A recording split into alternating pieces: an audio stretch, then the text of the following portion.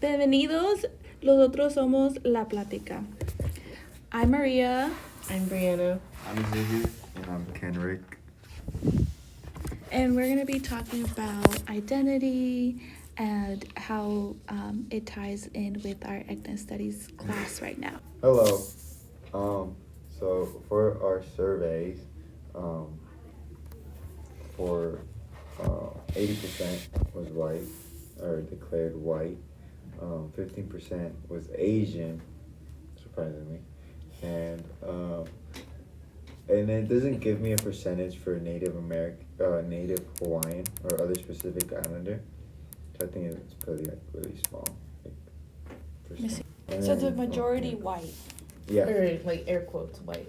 Right. Oh yeah, Air quotes. Right. White. We have to For say the it. 2020 census.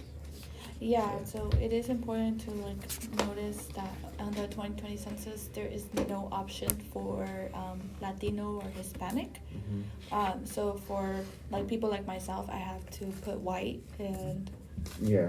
that puts me under a category that I really don't identify with. So yeah, I'm not surprised why we have that large majority of white people. Yeah. For the because I want to go over the choosing your how do you feel, like how they felt about choosing white, quote white, right? Some people actually said, or one person said they love it. I don't know, or maybe because they probably right. Some said confident, but the most one was kind of unsure or uncertain, like they don't know how to feel about it. Just found that interesting. Yeah. Did any of them talk about why?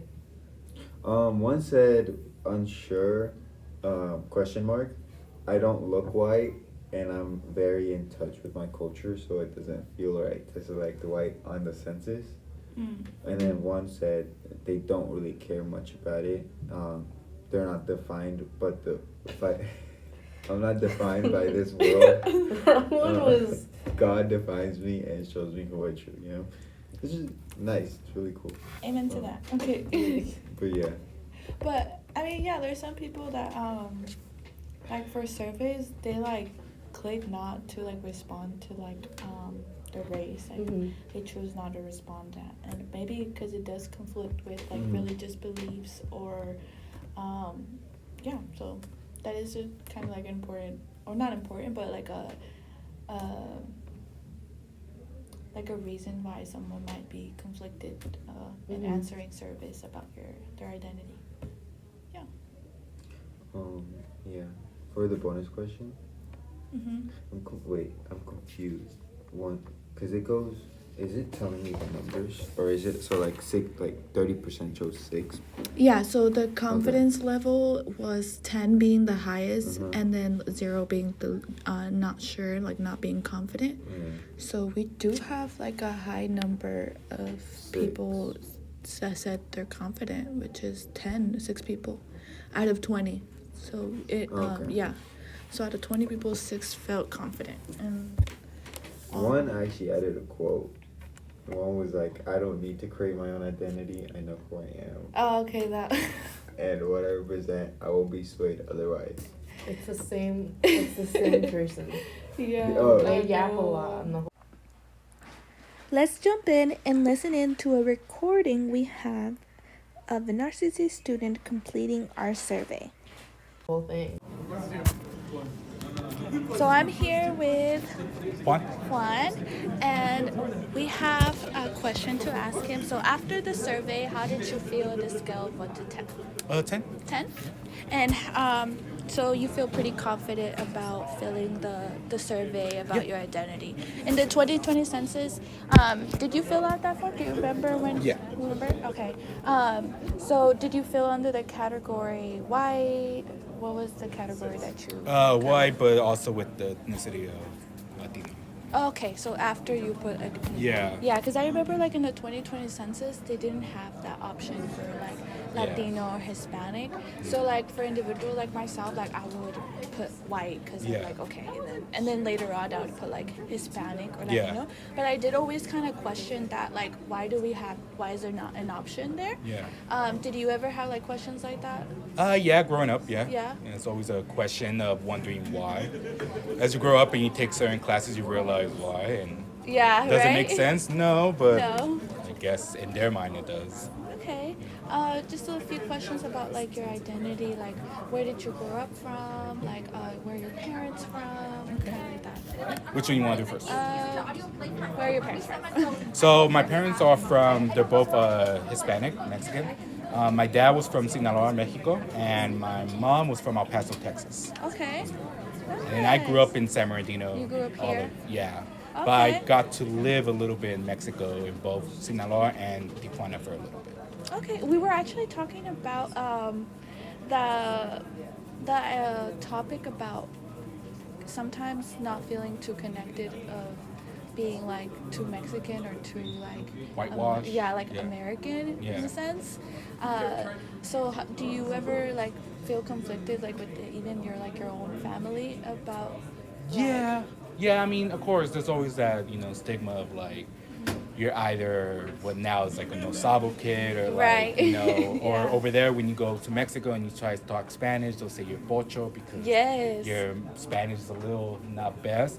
But I always had this theory where there's always two different things growing up, especially you see it here in the Inland Empire and Los Angeles and even San Diego for the most part, where you either have your cultural background, your identity, and your ethnicity and your race, and then you have your living wise. And for that, I grew up like realizing like my heritage, my race was always Mexican, Yeah. but I didn't live like typical Mexicans would. Yes. We always lived Americanized, Right. so we never had 4 or 10 people in the house.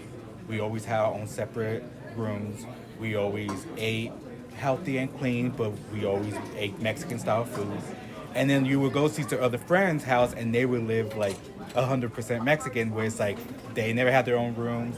They have about 5 or 6 siblings in one room, clutter everywhere, kind of where, certain parents don't want to get rid of certain things. Yeah. So, but their ethnicity and their identity is Mexican, but their lifestyle was very much Americanized. Even though they're living like someone who migrated, their Spanish isn't always the best. Right. They have a culture clash of not knowing what's the difference between Latino, Latinx, Chicanos, and all that stuff as well.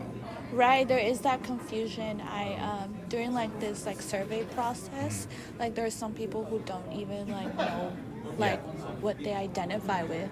Yeah. And that kind of like ties in with like just not even being open with like your own family and having like that conversations of like where I'm from or like knowing your own family like lineage, but like also like how you said like those cultural habits that you just kind of are not, or sometimes even forced upon you just from just living here, So yeah, you brought up some good topics. Thank you for that. So yeah, I think we're pretty much done. Thank you again. That's it. You guys want to ask anything else, or you guys are good? No? Okay, cool. No, yeah. Our first topic is mestizaje, and this is a term used in Latin America to describe the mixing of indigenous, European, and African ancestry. So when I was in Mexico, I kind of heard that term used to refer to kids that were mixed. So if you were like a little darker skinned, they would call you mestice. So yeah, I kind of have that idea. No, yeah. I also kind of like heard about mestiza when I was little as well, but I always heard it in like in a bad light. Yeah. So I was thought, oh yeah, I don't want to be that. I don't want to be mestiza. But Yeah. I like when I got into high school, we kind of read a book about a girl who was mestiza or considered mestiza, and kind of like the mistreatment that they received just because they were like of native blood. It was like that was it, you know. Yeah.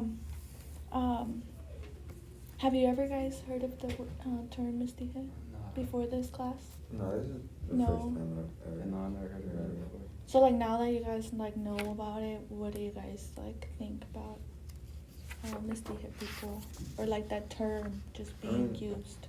For me, it's probably like a new experience for Okay. sure. Cause I haven't I grew up like kind of knowing everything about my culture and stuff. So like in this class, I really kind of opened another whole like perspective. Yeah. But yeah, that's kind of how I see it. I'm gonna use one of the discussion questions. How does mestiza both celebrate and erase certain aspects of Latin identity, in your guys' opinion? Because I know it does promote like mixed heritage, mixing everybody, blah blah blah. But I think we did see that it often favors whiteness and European features. So. Yes, I do think that it does prefer like how you say whiteness. I see that a lot, like especially like in Latin culture, where like if you're a lighter skin complexion, you're actually favored more. And like you look prettier to people, and people like treat you differently than if you're like more like darker skin. I see that a lot. Yeah. So, like, I mean, people, like, if they have that mentality of, like, oh, because you're lighter skin, like, you have certain privileges, then you're gonna start, like, even subconsciously, like, thinking that way, too, even if you're not light-skinned, too, you know? Because, like, my family is not, like, really light-skinned, but they favor light-skinned people, and I'm like, why? You're not even that color. I don't know. But, yeah, I kind of, like, what you said, too, like, it erases part of that identity, because then people are not gonna start like identifying with like mestiza or real indigenous like culture. And I think in class we also talked about how it's portrayed in the media, and I think that also ties in with the whole colorism thing. But going back to your topic about being favored if you have a paler complexion, in like telenovelas, we always see like the main characters and the main love interest who's like in a high power position is always like super fucking white, like very pale, sometimes has like dyed blonde hair. And then we see more darker complexions being portrayed as like either villains, maybe like the cheater, or just like the maid. Like the maid. Yeah, kind of like not really seen in a good light compared to. There's a quote that I found in the book, Mexico Profundo, Reclaiming a Civilization by Guillermo Bonfil Batalla. So he claimed that he was describing how colonization didn't just like conquer land, it also conquered indigenous identity itself. So the quote says, de-indianization is a historical process through which populations that originally possessed a particular and distinctive identity based upon their own culture are forced to renounce that identity. So this can be read describing how people like internalize this racial hierarchy. So because like darker indigenous features are stigmatized and people may like deny or hide indigenous roots, they call themselves mestizo instead and adopt a like whiter behavior to like gain respect. This also connects to like colorism, because this is like colorism like in action. It's not just like about color, it's about how color and becomes a marker of worth and erases or suppresses indigenous identity. So how might colorism impact someone's sense of cultural belonging or identity formation? Take it away, guys. Yeah, take it away. Yeah, say that one more time. how might colorism impact someone's sense of cultural belonging or identity formation? I mean, so like looking at your guys' experiences like as kids, you can already see that like it kind of affects how you kind of view, I guess, your value, and like you can tell your families kind of have like unequal, like they treat people differently based off of their like skin tone, so they put value on the lighter skin tones, which can definitely create some like self conscious like things in kids, and especially in when it comes to mestizo or mestizaje, I don't know what that's called, but yeah. When there's a lot of like indigenous people, especially in like Mexico and South America, that's just puts a lot of pressure on them, like, and it kind of tries to erase the history behind darker skins, while like embracing colonialism and Eurocentrism by like putting a lot of like good value on lighter skin, which is bad. Yeah, I could definitely see how it could give you that sense of like unconsciousness about like your own identity. A little experience, like when I was like little, I remember like my tia would like tell me to wear a sweater, like especially during like summer, because she thought I was gonna like burn up, like be darker. Yes. I Oh my god. swear. And yeah. Yeah, and I would be so self-conscious. I'd be like, am I really that like dark? And like now I'm like, I'm not even that dark. And like I'm really not. So I definitely like as a kid I did think that way because of like my family. I think another topic in colorism that can be talked about is how it kind of sucks for both parties, even lighter skinned people, though they do get preference and though they do get, some type of they do get more privileges, right? Like I myself am pale, maybe not right now because it's sunny, but like in winter I get really pale and I can kind of be considered white passing if I'm wearing a long sleeve, but I think like people who kind of like in my area, we kind of struggle with being either not Mexican enough or not white enough, and we're kind of stuck in that middle where it's like I'm too white to be considered Mexican to a lot of people. Yes. But I'm also too Mexican to be considered white by white people. So yes, like, that's definitely an issue. Have you kind of experienced that where like with your guys' culture? With my family, like as you can see, I'm like kind of brownish, But with my family, only me and my brother are brown, and the rest are like white, pale white. But they're Guatemalan. They're like pure like Hispanic. So a lot of people like mistake us for not being family. For example, me, a lot of people think I'm adopted, and so it's like they don't see like nah, this is like my legitimate mother, right? Because I was born, like if I see baby pictures, I was born like pale, but like later on I ended up like turning color, but but yeah, it's like a lot of people mistake us for not being family, for not for me being adopted. Yeah. So, yeah. Has people asked you that like directly? Yeah, I'm not gonna lie. Like, one time, they was like, oh, is this your son? And then she was like, yeah. And they were kind of like, oh, he doesn't look like your son, you know what I'm saying? But we both have curly hair, luckily, so they'll be like, we see it because of the curly hair. But if it was like per skin tone, they'll be like, they like question it. They're like, oh, all right.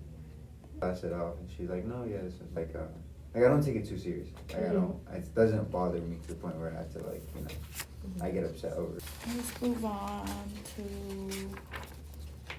intersectionality. Yes. What do you guys think about that? Wait, let me just define it real quick. Yeah. Okay, so intersectionality explains how different aspects of a person's identity, such as race, gender, class, sexuality, and ability overlap and interact. These intersections create unique experiences of discrimination or privilege that cannot be understood by looking at each identity separately. So, intersectionality, it's kind of like, so like a Hispanic woman, right? She might face discrimination not only for being Hispanic, but that's not kind of like the main focus, you know. It ties into other types of discrimination, such as sexism, racism, blah, blah, blah, you know. So like being a woman, being undocumented, or just for speaking Spanish, you know. It all kind of ties in. It's all related to each other. So, yeah. Oh, okay. Kind of like that. I think it's more like talking about or describing like this is like the different systems that are just kind of stacked on each other. Cause like for example, he's like a brother, but he's not family, but we like took him in, right? Right. He gets discriminated a lot because he's brown, right? He's Guatemalan. He was born here though, but he only speaks Spanish. Like he doesn't know the language. So right now, like he's been looking for a job, but a lot of places don't take him because it's like, I don't know, they kind of just look at him, and he has tattoos too, but like they look at him and they kind of just like, oh no, like, and the fact that he doesn't speak English kind of makes it like a factor in him applying, cause like, but he's from here, you know what I'm saying? Like he's not undocumented. He's like from the United States. He just wasn't raised in a American home. You know what I'm saying? Yeah. So I don't know if that ties into intersectionality. Like, but this is my question. Well, that'd be my question. I think so, right? It could. That definitely ties into that. I think it does, yeah. I had a. Okay, racial consciousness. Basically, when they develop racial consciousness, it's when they question stereotypes and colonial ideas about their culture. So it kind of ties in with the whole ethnic class. That's what we're kind of doing, and that's, in a way, we are gaining racial consciousness because we're looking back on history and we're recognizing the systems that were put in place. And then I think like one of the films that we had to watch for one of the assignments, I think it was like the first assignment that we did, was that documentary about the ethnic study class in that one high school. So one student shared, sometimes I feel like this school, the education system, is just so against me that they don't want me here. They just want me to just drop out. And that's from Precious Knowledge. I think racial consciousness is considered a really good thing because it allows people to reclaim their indigenous and African roots that were, and it ties into the mestizaje thing, that were often erased through mestizaje. It helps us recognize how racism and colorism still affects communities, and it kind of gives us pride in acknowledging and not forgetting, you know, all that history, you know, not kind of like pretending that it didn't happen, you know. And then going back to the whole documentary thing, it did talk about how the students who were in there were high risk, but after taking that ethnic studies class, they kind of found some type of community and some type of identity, and it helped them pursue higher goals and achieve graduation. Right, because like how we were learning in class, how like ethnic studies, like how it barely was like forming, you know, students advocated for that. They really wanted that class to be like a requirement, and now that it finally is, it is very important that we know the real truth and history behind like not just based on European views, you know. So that is very important, and that is the end of today's episode in La Platica. Make sure to subscribe and join us in the next time. Thank you.